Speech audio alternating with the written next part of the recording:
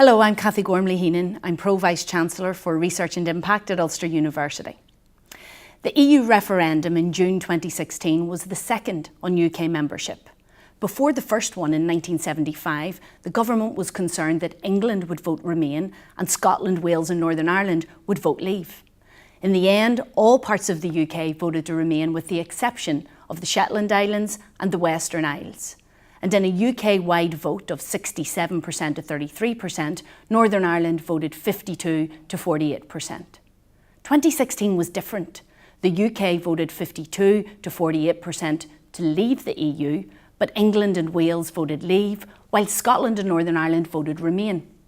The EU problem, evaded 40 years ago, has returned as a major policy complication, especially in Northern Ireland, which will, post-Brexit, have a land border with an EU member state.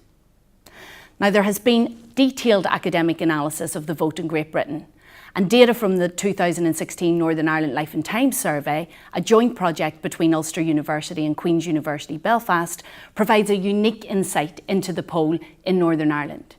It provides an independent source of information on a representative sample of 1,200 adults, how they voted in the referendum, their expectations about the future, and their thoughts on the border. So Northern Ireland voted 56%, 44% to remain in the EU. The NILT survey digs deeper into that result, and there are a number of issues. The first issue is the party political divide. The voting reflects the traditional divisions within Northern Ireland.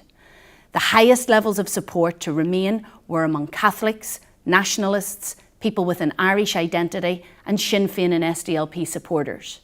At least 9 out of 10 of these groups voted to stay in the EU. Protestants and Unionists were more divided, but were more likely to vote Leave.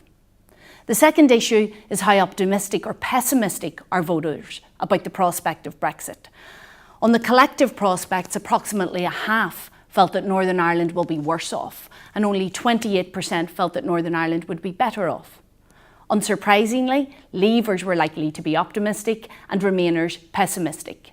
Yet interestingly, 13% of those who voted Leave have a negative view of Northern Ireland's future outside the EU. And on their personal prospects, just under half thought that they would be worse off and 25% better off. Again, views closely correlated to how people actually voted.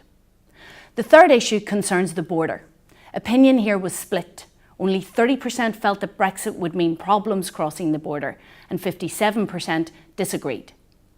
The fourth issue concerns constitutional futures. For most respondents, regardless of how they voted in the referendum, Brexit has made no difference to their constitutional preference.